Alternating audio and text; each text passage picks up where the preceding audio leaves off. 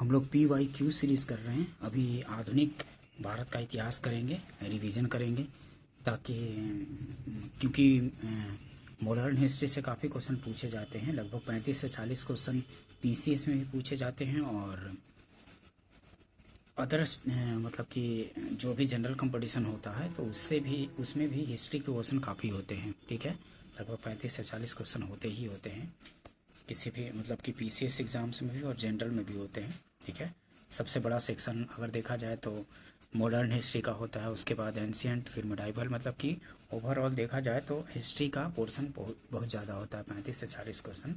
तो इसको ठीक से करना बहुत ज़रूरी है। ठीक है, और ये विभिन्न PCS में पूछा जा चुका है और IAS में भी पूछा जा चुका है, जो कि आगे आने वाले किसी भी PCS एग्ज़ाम्स के लिए काफ़ी महत्वपूर्ण होगा। UP PCS हो, उत्तराखंड हो, बिहार हो, राजस्थान हो, MP हो, सभी के लिए, और जनरल का भी काफ़ी इम्पोर्टेंट होगा, क्योंकि जो PCS और IAS का क्वेश्चन होता है वो रिपीट होता रहता है नीचे वाले, मतलब कि जो भी जनरल कंपटीशन जहाँ सामान्य ज्ञान से क्वेश्चन पूछे जाते हैं उसके लिए।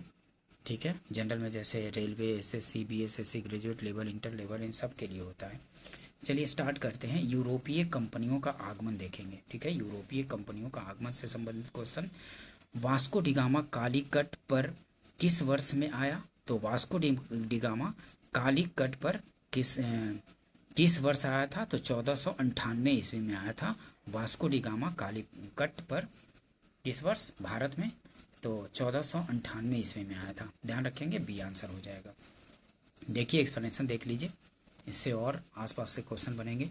वास्को डी गामा भारत के पश्चिमी तट पर स्थित बंदरगाह कालीकट पर 20 मई 1498 ईस्वी को आया। उसने यहाँ पहुंचकर भारत के नए समुद्री मार्ग की खोज की।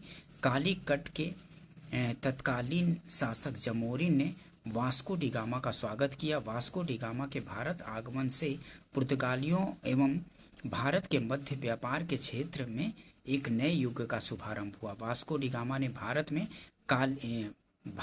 काली मिर्च के व्यापार से 60 गुना अधिक मुनाफा कमाया, जिससे अन्य पुर्तगाली यूरोपियों को भी प्रोत्साहन मिला। पुर्तगाली व्यापारियों ने भारत में कालीकट, गोवा, पुर्तगाली जो व्यापारी थे भारत में कालीकट, गोवा, दमन, दीव, हुगली के बंदरगाहों में अपनी व्यापारिक कोठियां स्थापित की। 1505 ईस्वी में फ्रांसिस्को द अल्मीडा 1505 ईस्वी में फ्रांसिस्को दी अल्मीडा भारत में प्रथम पुर्तगाली वायसराय बनकर आया।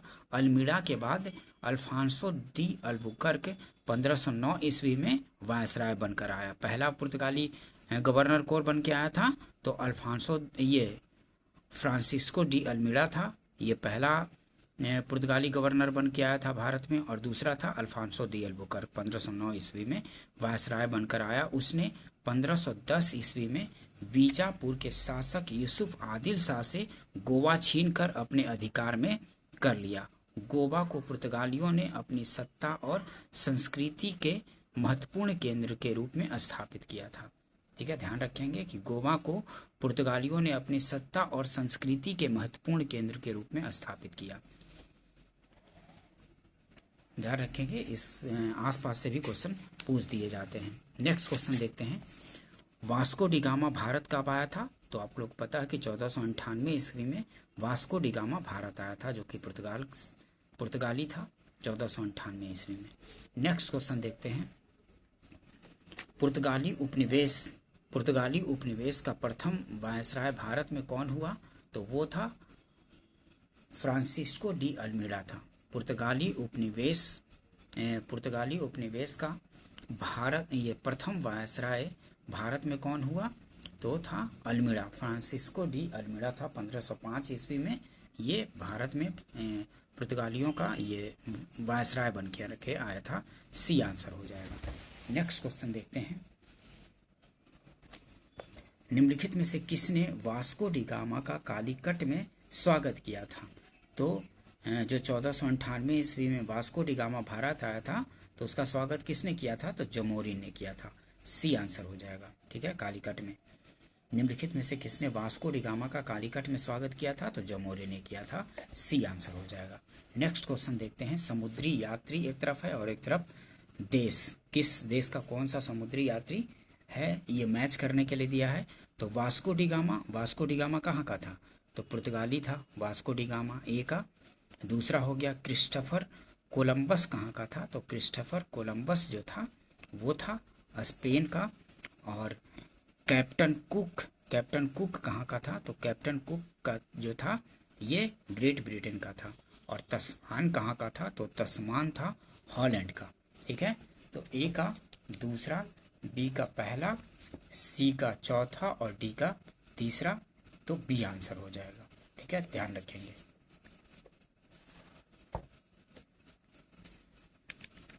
पुर्तगाली यात्री वास्को डी गामा ने भारत के मार्ग की, जो पुर्तगाली यात्री वास्को डी गामा था वो भारत के मार्ग की। और स्पेन का जो यात्री था कोलंबस ने अमेरिका की खोज की थी। और ब्रिटेन के कैप्टन कुक ने ऑस्ट्रेलिया की खोज की, तथा हॉलैंड के तस्मान ने वान डी डीमंस लैंड अर्थात तस्मानिया तथा न्यूजीलैंड की खोज की थी। नेक्स्ट क्वेश्चन देखते हैं। भारत में पुर्तगाली शक्ति का वास्तविक संस्थापक कौन था, तो भारत में पुर्तगाली शक्ति का वास्तविक संस्थापक अल्बुकर्क को माना जाता है। ठीक है, बी आंसर हो जाएगा। भारत में पुर्तगाली शक्ति का वास्तविक संस्थापक अल्बुकर्क था, बी आंसर हो जाएगा। देखिए एक्सप्लेनेशन देखते हैं। भारत में पुर्तगाली शक्ति का वास्तविक संस्थापक अल्बुकर्क 1509 से 1515 ईस्वी था। इसने भारत में एक प्रादेशिक शक्ति के रूप में पुर्तगाली राज्य की स्थापना की। फरवरी 1510 ईस्वी में बीजापुर के आदिल शाही सुल्तान से गोवा को जीतना अल्बुकर्क की पहली महत्वपूर्ण उपलब्धि थी। ये 1510 ईस्वी में बीजापुर के आदिल शाही सुल्तान से गोवा को जीत लिया था अल्बुकर्क ने। और गोवा की विजय ने दक्षिण पश्चिमी समुद्री तट पर पुर्तगाली नौसैनिक प्रभुत्व पर मुहर लगा दी। और इसके साथ ही भारत में क्षेत्रीय पुर्तगाली राज्य की स्थापना हुई। अल्बुकर्क ने भारत में पुर्तगालियों की संख्या में वृद्धि करने एवं उनकी अस्थायी बस्तियां बसाने के उद्देश्य से पुर्तगालियों को भारतीय महिलाओं से विवाह करने के लिए प्रोत्साहित किया था। ये भारतीय महिलाओं से विवाह करने के लिए अल्बुकर्क ने ही प्रोत्साहित किया था। ठीक है, ध्यान रखेंगे, ये भी पूछ दिया जाता है। नेक्स्ट क्वेश्चन देखते हैं। पुर्तगालियों ने भारत में निम्नलिखित में से किस स्थान पर प्रथम दुर्ग का निर्माण किया था, तो पुर्तगालियों ने भारत में निम्नलिखित में से किस स्थान पर प्रथम दुर्ग का निर्माण किया था, तो कोचीन में किया था, सी आंसर हो जाएगा। सी आंसर होगा, कोचीन में किया था प्रथम दुर्ग का निर्माण पुर्तगालियों ने। ये पुर्तगालियों के भारत में प्रथम दुर्ग, भारत में प्रथम यूरोपीय दुर्ग भी था का निर्माण अल्फांसो डी अल्बुकर्क, इस समय वह वायसराय नहीं था। ठीक है, ये वायसराय नहीं था अल्फांसो डी अल्बुकर्क जिस समय प्रथम दुर्ग का निर्माण हुआ था। पुर्तगालियों के भारत में प्रथम दुर्ग का जब निर्माण हुआ था ये अल्बुकर्क जो था वो वायसराय नहीं था, द्वारा 1503 ईस्वी में कोचीन में कराया गया था। ये अज्जी दीवी एवं कन्नौर में पुर्तगाली दुर्गों का निर्माण फ्रांसिस्को डी अल्मीडा द्वारा 1505 ईस्वी में कराया गया था। नेक्स्ट क्वेश्चन देखते हैं। मध्यकाल में सर्वप्रथम भारत से व्यापार संबंध स्थापित करने वाले थे, तो मध्यकाल में सर्वप्रथम भारत से व्यापार स्थापित करने वाले कौन थे, तो पुर्तगाली थे। ठीक है, मध्यकाल में सर्वप्रथम भारत से व्यापार संबंध स्थापित करने वाले थे कौन थे, पुर्तगाली थे, डी आंसर हो जाएगा। डच, अंग्रेज, फ्रांसीसी, पुर्तगाली, तो पुर्तगाली थे। 1498 ईस्वी में कालीकट आया था ये वास्को डी गामा, जो कि पुर्तगाली ही था, ध्यान रखेंगे इसको। देखिए एक्सप्लेनेशन देख लीजिए। मध्यकाल में सर्वप्रथम भारत से व्यापार संबंध स्थापित करने वाले पुर्तगाली थे। प्रथम पुर्तगीज तथा प्रथम यूरोपीय यात्री ये वास्को डी गामा कई दिनों की समुद्री यात्रा के बाद अब्दुल मजीद नामक गुजराती पथ प्रदर्शक की सहायता से 1498 ईस्वी में कालीकट भारत के समुद्र तट तक पहुंचा।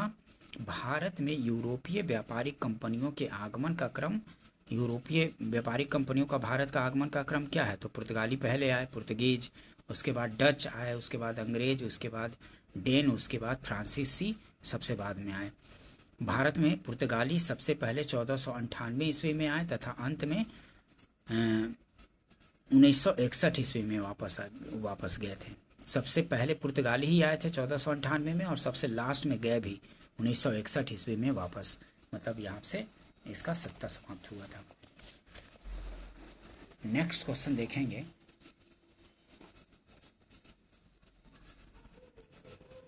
किन यूरोपियों ने भारत में प्रथम सामुद्रिक व्यापारिक केंद्र स्थापित किए? तो वो था पुर्तगाली। ठीक है, किन यूरोपियों ने भारत में प्रथमतः सामुद्रिक व्यापारिक केंद्र स्थापित किए? तो पुर्तगाली था। सी आंसर हो जाएगा। देखिए, यूरोपीय शक्तियों में सर्वप्रथम पुर्तगाली व्यापारियों ने भारत में सामुद्रिक व्यापारिक केंद्र स्थापित किए। भारत में प्रथम पुर्तगाली वायसराय फ्रांसिस्को डी अल्मीडा ने 1509 ईस्वी में द्वीप पर अधिकार कर लिया। द्वीप पर अधिकार के साथ ही पुर्तगाली हिंद महासागर में सबसे अधिक शक्तिशाली हो गए। पुर्तगालियों ने हिंद महासागर से होने वाले व्यापार पर एकाधिपत्य स्थापित कर लिया तथा यहाँ से गुजरने वाले अन्य जहाज़ों से कर की वसूली की। ठीक है, ध्यान रखेंगे, कर की भी वसूली करने लगे थे। हिंद महासागर में अपना एकाधिपत्य स्थापित कर लिए थे पुर्तगाली। नेक्स्ट क्वेश्चन देखेंगे, बंगाल की निम्नलिखित फैक्ट्रियों में से एक जो पुर्तगालियों द्वारा स्थापित की गई वह थी कौन? तो बंगाल की निम्नलिखित फैक्ट्रियों में से एक जो पुर्तगालियों द्वारा स्थापित की गई थी हुगली। ठीक है, हुगली में फैक्ट्री स्थापित की गई थी पुर्तगालियों द्वारा। ठीक है, ध्यान रखेंगे, सी आंसर हो जाएगा। 1534 ईस्वी में पुर्तगालियों ने बंगाल के शासक गियासुद्दीन 1534 ईस्वी में पुर्तगालियों ने बंगाल के शासक गियासुद्दीन महमूद शाह से सतगांव और चटगांव में अपनी फैक्ट्रियां स्थापित करने की अनुमति प्राप्त कर ली। इसके बाद संपूर्ण बंगाल में अनेक पुर्तगाली बस्तियों की स्थापना की गई। चटगांव, जिसे पुर्तगाली महान बंदरगाह के रूप में अभिहित करते थे, उनके द्वारा प्रयुक्त किया जाता रहा, किंतु 16वीं सदी में सतगांव का पतन हो गया और उसका स्थान हुगली ने ले लिया। चिनसुरा में डचों ने ये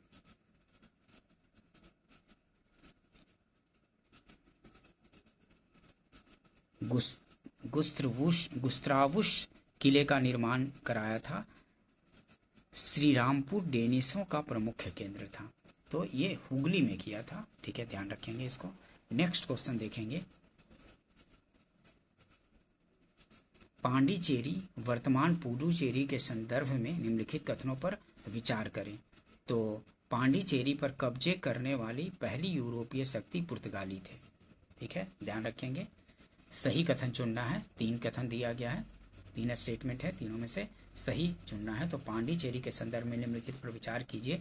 तो पांडिचेरी पर कब्जा करने वाले प्रथम यूरोपीय शक्ति पुर्तगाली थे, यही सही है, पहला सही है। पांडिचेरी पर कब्जा करने वाली दूसरी यूरोपीय शक्ति फ्रांसीसी थे, नहीं, ये गलत हो गया।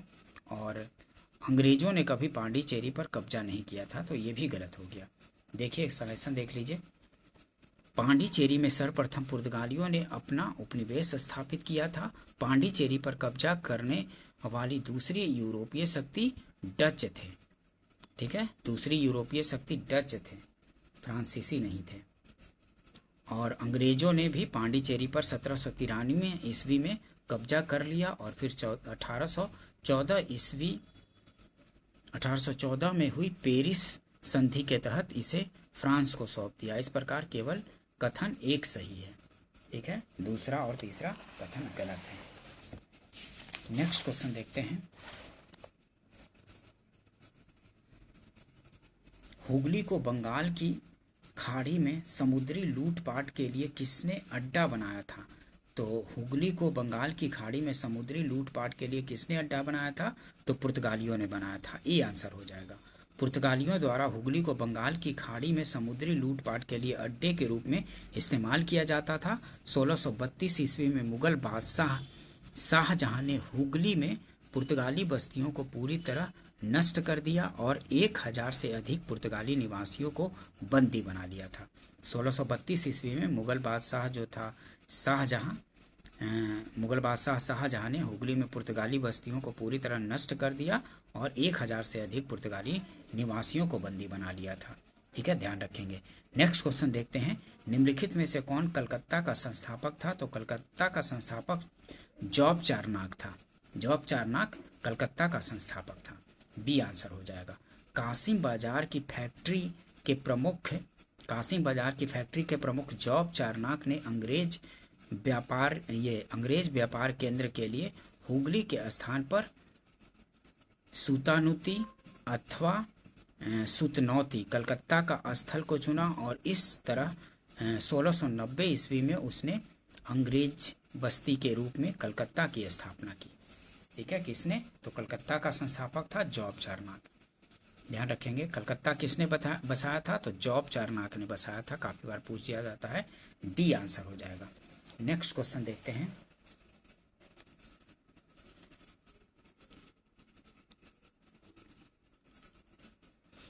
भारत में यूरोपीय शक्तियों के प्रवेश के संदर्भ में निम्नलिखित में से कौन सा कथन सही नहीं है?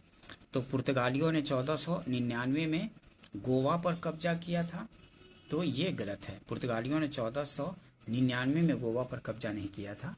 ठीक है, 1510 ईस्वी में जीता था ना, तो ये गलत हो गया, पहला गलत हो गया।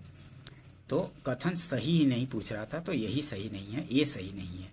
और स्टेटमेंट देख लेते हैं, अंग्रेजों ने अपना पहला कारखाना दक्षिण भारत में मछलीपट्टनम में लगाया, तो सही है। अंग्रेजों ने अपना पहला कारखाना दक्षिण भारत में मछलीपट्टनम में लगाया था, सही है।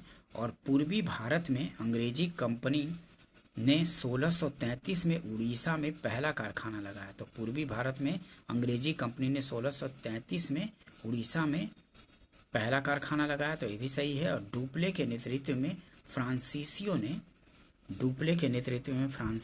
ने 1746 ईस्वी में मद्रास पर कब्जा किया था, तो ये भी सही है, लेकिन पहला ये सही नहीं है। ठीक है, ध्यान रखेंगे इसको। देखिए, एक्सप्लेनेशन देख लेते हैं। पुर्तगाली गवर्नर अल्बुकर्क ने भारत में एक प्रादेशिक शक्ति के रूप में पुर्तगाली राज्य की स्थापना की। बीजापुर के आदिल शाही सुल्तान से गोवा को जीतना फरवरी 1510 ईस्वी में जीता था। अल्बुकर्क की पहली महत्वपूर्ण उपलब्धि थी, जो कालांतर में भारत में पुर्तगीज व्यापारिक केंद्रों की राजधानी बनाई गई। गोवा की विजय ने दक्षिण पश्चिम समुद्र तट पर पुर्तगाली नौसैनिक प्रभुत्व पर मुहर लगा दी और इसके साथ ही भारत में क्षेत्रीय पुर्तगाली राज्य की स्थापना हुई। इस प्रकार विकल्प एक कथन सही नहीं है, जबकि अन्य विकल्प सही हैं। ठीक है, बी सी डी सही था, लेकिन ए सही नहीं था। नेक्स्ट क्वेश्चन देखते हैं, भारत के साथ व्यापार के लिए सर्वप्रथम संयुक्त पूंजी कंपनी किन लोगों ने आरंभ की थी? तो संयुक्त पूंजी कंपनी किन लोगों ने? तो डचों ने आरंभ की थी। भारत के साथ व्यापार के लिए सर्वप्रथम संयुक्त पूंजी कंपनी किन लोगों ने आरंभ की थी? तो डचों ने आरंभ की थी। बी आंसर होगा। देखिए, एक्सप्लेनेशन देख लीजिए।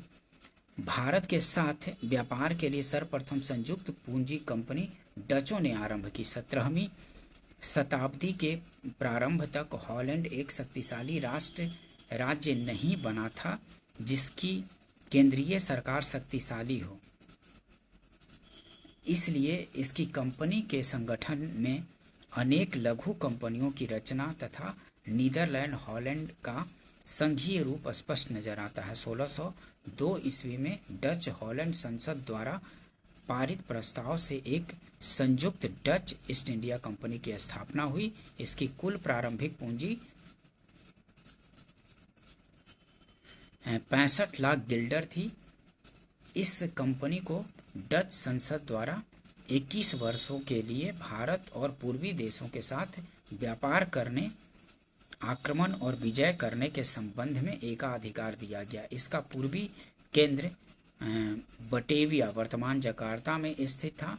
डच पूर्वी साम्राज्य का संचालन एवं प्रशासन संयुक्त कंपनी के माध्यम से किया जाता था। इसके साझेदार एक निजी गुट के रूप में कार्य करते थे।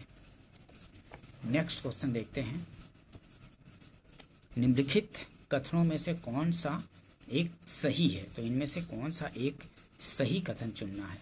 निम्नलिखित कथनों में से कौन सा एक सही है? तो डचों ने पुर्तगालियों को पराजित किया, डचों ने पुर्तगालियों को पराजित किया और आधुनिक कोच्चि में उन्होंने फोर्ट विलियम का निर्माण किया। तो यही सही है, बी सही है।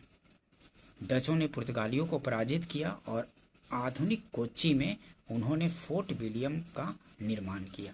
बी आंसर सही है। नेक्स्ट क्वेश्चन देखेंगे,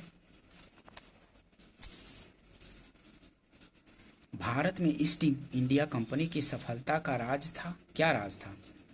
भारत में ईस्ट इंडिया कंपनी की सफलता का राज था क्या? तो भारत में राष्ट्रीय भावना की कमी थी, बिल्कुल कमी थी, और कंपनी की सेना को पश्चिमी प्रशिक्षण मिला था तथा उनके पास आधुनिक हथियार थे। सही है, ये भी सही है।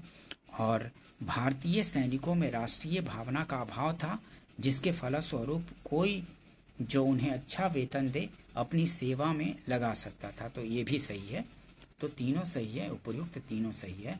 भारत में ईस्ट इंडिया कंपनी की सफलता का राज ये तीनों था।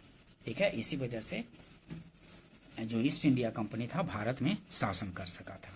ठीक है, भारत में राष्ट्रीय भावना की कमी थी, कंपनी की सेना को पश्चिमी प्रशिक्षण मिला था तथा उनके पास आधुनिक हथियार थे, ये भी सही है। और भारतीय सैनिकों में राष्ट्रीय भावना का अभाव था, जिसके फलस्वरूप कोई जो उन्हें अच्छा वेतन दे अपनी सेवा में लगा सकता था। तो ये भी सही है। तो उपयुक्त तीनों सही हो जाएगा। ठीक है, ध्यान रखेंगे। एक्सप्लेनेशन देख लीजिए। उपयुक्त तीनों कारण भारत में ईस्ट इंडिया कंपनी की सफलता में सहायक थे। ज्ञातव्य है कि 1599 ईस्वी में इंग्लैंड में एक मर्चेंट एडवेंचर्स नामक दल ने अंग्रेजी ईस्ट इंडिया कंपनी अथवा the governor and company of merchant trading into the east Indies की स्थापना की। 1599 में ईस्ट इंडिया कंपनी का स्थापना हुआ था और दिसंबर 1600 ईस्वी में ब्रिटेन की महारानी एलिजाबेथ ने इसे पूर्व के साथ व्यापार के लिए 15 वर्षों के लिए अधिकार पत्र प्रदान किया था। ठीक है, ध्यान रखेंगे। 1599 ईस्वी में ईस्ट इंडिया कंपनी का स्थापना हुआ था और 1600 में दिसंबर 1600 ईस्वी में ब्रिटेन की महारानी एलिजाबेथ ने इसे पूर्व के साथ व्यापार के लिए 15 वर्ष के लिए अधिकार पत्र प्रदान किया था। इसको ध्यान रखेंगे, काफी बार रिपीट होता है। निम्नलिखित ब्रिटिश कंपनियों में से किसे भारत में व्यापार करने का पहला अधिकार पत्र प्राप्त हुआ था? तो किसे? तो निम्नलिखित ब्रिटिश कंपनियों में से किसे भारत में व्यापार करने का पहला अधिकार पत्र प्राप्त हुआ था? तो लिवेंट कंपनी को प्राप्त हुआ था। लिवेंट कंपनी को ए आंसर हो जाएगा, ए आंसर होगा। देखिए, लिवेंट कंपनी को 1593 ईस्वी में स्थल मार्ग से भारत में व्यापार करने का अधिकार पत्र प्राप्त हुआ था और 31 दिसंबर 1600 ईस्वी को महारानी एलिजाबेथ प्रथम ने the governor and company of merchants of London trading into the east Indies को समुद्री मार्ग से ईस्ट इंडीज के साथ व्यापार करने का पहला अधिकार पत्र प्राप्त हुआ था। समुद्री मार्ग से ये इस कंपनी को the governor and company of merchants of London trading into the east Indies को, और 1593 ईस्वी में जो लिवेंट कंपनी था इसको मिला था तो स्थल मार्ग से ये व्यापार करता था और ये समुद्री मार्ग से था। ध्यान रखेंगे इसको। नेक्स्ट क्वेश्चन देखेंगे, लंदन में ब्रिटिश ईस्ट इंडिया कंपनी के गठन के समय भारत का निम्नलिखित में से कौन बादशाह था? जिस समय लंदन में ब्रिटिश ईस्ट इंडिया कंपनी का गठन हुआ था 1599 ईस्वी में, उस समय कौन था यहाँ का बादशाह? तो अकबर था। ठीक है, 1599 ईस्वी में जब ईस्ट इंडिया कंपनी का गठन हुआ था तो उस समय यहाँ का बादशाह अकबर था। ये आंसर हो जाएगा। ध्यान रखेंगे इसको, काफ़ी बार रिपीट हो जाता है। देखिए, एक्सप्लेनेशन देख लीजिए, इससे पता चलेगा। सितंबर 1599 ईस्वी में लंदन में कुछ व्यापारियों ने लॉर्ड मेयर की अध्यक्षता में एक सभा का आयोजन किया। इसमें पूर्वी द्वीप समूह के साथ व्यापार करने की योजना तैयार की गई। इन व्यापारियों ने पूर्व के देशों के साथ व्यापार करने के आशय से 1599 ईस्वी में एक कंपनी का गठन किया। इसका नाम governor and company of merchant of London trading into the east Indies रखा गया। इस दौरान भारत का बादशाह अकबर था। 1556 से 1605 ईस्वी तक इसका शासनकाल था अकबर का। किस मुगल सम्राट के काल में इंग्लिश ईस्ट इंडिया कंपनी ने भारत में सर्वप्रथम कारखाना स्थापित किया था? तो कौन? जहांगीर के शासनकाल में। किस मुगल सम्राट के काल में इंग्लिश ईस्ट इंडिया कंपनी ने भारत में सर्वप्रथम कारखाना स्थापित किया था? तो कारखाना जहांगीर के शासनकाल में किया था। बी आंसर हो जाएगा। जहांगीर के शासनकाल में इंग्लिश ईस्ट इंडिया कंपनी ने सर्वप्रथम 1611 ईस्वी में मसूलीपट्टनम अथवा मछलीपट्टनम में एक अस्थायी कारखाना स्थापित किया था। सबसे पहले अस्थायी कारखाना 1615 ईस्वी में मसूलीपट्टनम अथवा मछलीपट्टनम में अस्थायी कारखाना स्थापित किया गया और वर्ष 1613 ईस्वी में सूरत में स्थापित कारखाना अंग्रेजों का प्रथम अस्थायी कारखाना था। ध्यान रखेंगे, जहांगीर के शासनकाल में किया गया था। भारत में 1613 ईस्वी में अंग्रेजों ने अपनी पहली फैक्ट्री कहाँ स्थापित की थी? तो सूरत में की थी। ठीक है, अस्थायी रूप से 1613 ईस्वी में सूरत में स्थापित किया गया था कारखाना। ठीक है, डी आंसर हो जाएगा। कैप्टन विलियम हॉकिंस सूरत से मुगल दरबार, ये देखिए, कैप्टन विलियम हॉकिंस सूरत से मुगल दरबार 1608 ईस्वी में पहुंचा, किंतु सूरत में फैक्ट्री की स्थापना की अनुमति पाने में सफल नहीं हो सका। 1611 ईस्वी में पुर्तगालियों के विरोध के बावजूद कैप्टन मिडलटन सूरत के समीप स्वाली पहुंचा और मुगल गवर्नर से वहां व्यापार करने की अनुमति पाने में सफल हो गया। कैप्टन वेस्ट द्वारा सूरत के बंदरगाह की विजय ने पुर्तगाली एकाधिकार की निरंतरता को भंग किया तथा तदुपरांत अंग्रेजों ने सूरत में 1613 में अस्थायी रूप से एक फैक्ट्री स्थापित की। यहाँ से अंग्रेजों ने अपने व्यापार को देश के दूसरे भागों में फैलाया तथा शीघ्र ही अहमदाबाद, बुरहानपुर, अजमेर तथा आगरा में सहयोगी फैक्ट्रियाँ स्थापित की। ठीक है, ध्यान रखेंगे। सबसे पहले अस्थायी फैक्ट्री अंग्रेजों ने कहाँ स्थापित की थी? तो सूरत में की थी 1613 ईस्वी में। नेक्स्ट क्वेश्चन देखते हैं। ईस्ट इंडिया कंपनी की प्रथम फैक्ट्री स्थापित की गई थी कहाँ? तो सूरत में 1613 ईस्वी में ईस्ट इंडिया कंपनी की प्रथम फैक्ट्री स्थापित की गई थी सूरत में 1613 ईस्वी में। डी आंसर हो जाएगा। ठीक है दोस्तों, ध्यान रखेंगे, काफ़ी बार रिपीट होता है। निम्नलिखित में से किस अंग्रेज अधिकारी ने पुर्तगालियों को स्वाली के स्थान पर हराया था? तो निम्नलिखित में से किस अंग्रेज अधिकारी ने पुर्तगालियों को स्वाली के स्थान पर हराया था? तो थॉमस वेस्ट ने हराया था। ठीक है, निम्नलिखित में से किस अंग्रेज अधिकारी ने पुर्तगालियों को स्वाली के स्थान पर हराया था? तो थॉमस वेस्ट ने हराया था। ध्यान रखेंगे। नेक्स्ट क्वेश्चन देखते हैं। निम्नलिखित यूरोपीय व्यापारिक कंपनियों में से किसने सूरत में सर्वप्रथम अपना कारखाना स्थापित किया था? तो निम्नलिखित यूरोपीय व्यापारिक कंपनियों में से किसने सूरत में सर्वप्रथम अपना कारखाना स्थापित किया? तो डचों ने, अंग्रेजों ने, फ्रांसीसियों ने, पुर्तगालियों ने, अंग्रेजों ने स्थापित किया था 1613 ईस्वी में सूरत में अपना पहला कारखाना। यूरोपीय व्यापारिक कंपनियों में से ब्रिटिश ईस्ट इंडिया कंपनी ने सर्वप्रथम सूरत में फैक्ट्री स्थापित की थी 1613 ईस्वी में। जहांगीर ने अंग्रेजों को सूरत में अस्थायी कारखाना स्थापित करने की अनुमति दी थी। सूरत में डचों द्वारा फैक्ट्री 1616 ईस्वी में, जबकि फ्रांसीसियों द्वारा 1668 ईस्वी में स्थापित की गई थी। ठीक है दोस्तों, अगर सेशन पसंद आया हो तो इसको लाइक कीजिए, फ्रेंड सर्किल में शेयर भी कर दीजिए और वीडियो चैनल को आपने सब्सक्राइब नहीं किया है तो सब्सक्राइब भी कर लीजिए। और देखिए कि ये हिस्ट्री से काफ़ी क्वेश्चन पूछे जाते हैं तो हिस्ट्री को अच्छे से करना ज़रूरी है। ठीक है, क्योंकि 35 से 40 क्वेश्चन किसी भी पीसीएस में भी या फिर आईएएस में भी पूछे जाते हैं काफ़ी हिस्ट्री से। और अदर स्टेट में भी पूछे जाते हैं और जनरल कंपटीशन में भी काफ़ी पूछे जाते हैं। जो 72 अभी बीपीएससी होने वाला है या फिर यूपी पीपीसीएस का भी होगा 2026 में जो एग्ज़ाम होगा, या जो अभी एईडीओ का पेपर होने वाला है उसके लिए भी काफ़ी महत्वपूर्ण होगा। ठीक है दोस्तों, मिलते हैं नेक्स्ट वीडियो में। वीडियो देखने के लिए थैंक यू दोस्तों।